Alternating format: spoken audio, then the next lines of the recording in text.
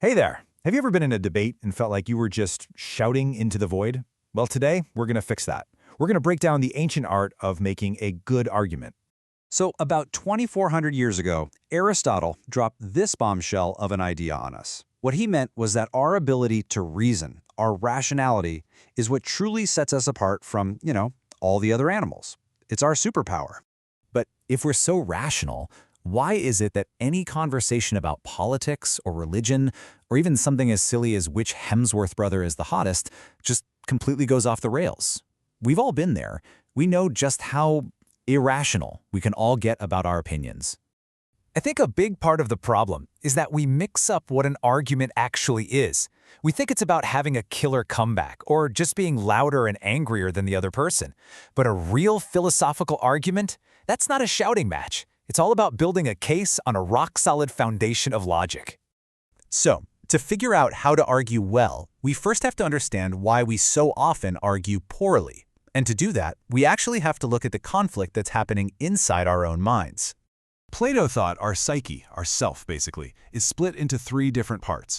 He called it the tripartite soul, and honestly, it's a super useful way to think about that constant tug-of-war going on inside of us. Okay, first up, you've got the rational part. Think of this as your inner detective. It's looking for truth, and it's persuaded by cold, hard facts. This part of you is in charge when you decide to stop eating bacon for breakfast every single day because you know it's just not good for your health. Then there's the spirited part. This is your emotional side. It's all about things like honor, duty, sympathy, right? This is the part of you that gives up bacon, not because of some health report, but because you just read Charlotte's Web and you feel absolutely terrible for Wilbur the pig. And finally, we've got the appetitive part. This is the one we share with pretty much every other animal. It's driven by those gut-level carnal desires: food, sex, safety. This is the part that smells bacon cooking, throws all logic out the window, and just eats all of it. So you see the conflict, right? These three parts are always battling it out. Now, we might not believe in Plato's exact hierarchy anymore, but most philosophers still agree with his main point. For us to make good decisions, our rational part really needs to be in the driver's seat. All right, now that we kind of get the internal battle for our own rationality, let's get into the how. How do we actually structure our reasoning so that it works? Let's take a look at the anatomy of a proper argument.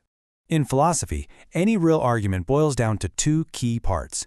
You've got your premises, those are your reasons, your evidence, and then you have your conclusion, which is the belief you're trying to support with that evidence. You can have a whole bunch of premises, but they all have to point to that one single conclusion.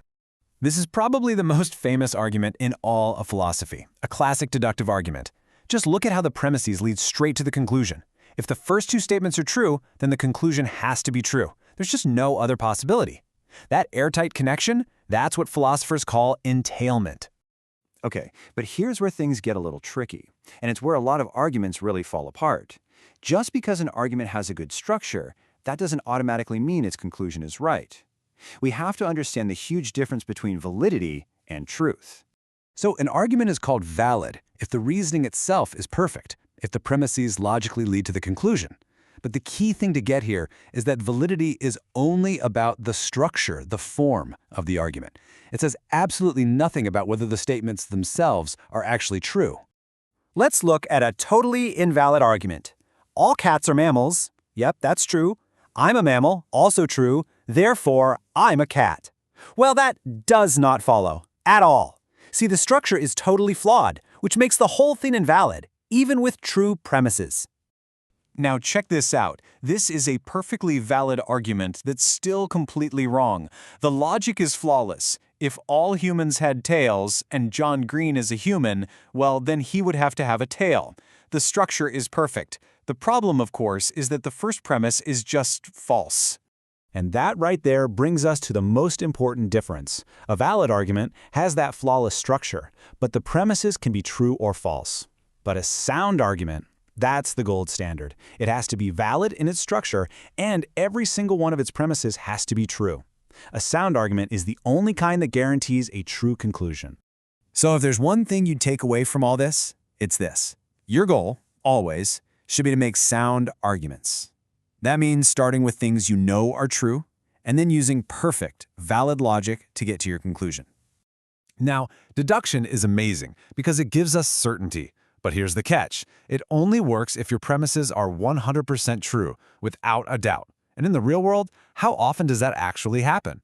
So what do we do then? How do we argue when we're not dealing with absolute certainties?